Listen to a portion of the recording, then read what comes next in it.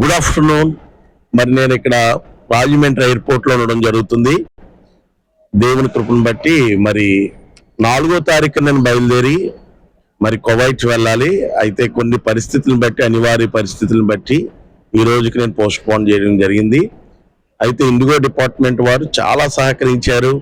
మరి ఆ రోజును కూడా నేను సగం దూరం తిరిగి వెళ్ళిపోయాను క్యాన్సిల్ అని. మరలా ఫోన్ చేసినప్పుడు రండి, మేము ఢిల్లీ నుండి కూడా మిమ్మల్ని పంపిస్తామన్నారు. అయితే నేను మరలా 11వ తారీఖుకి పెట్టుకోవడం జరిగింది.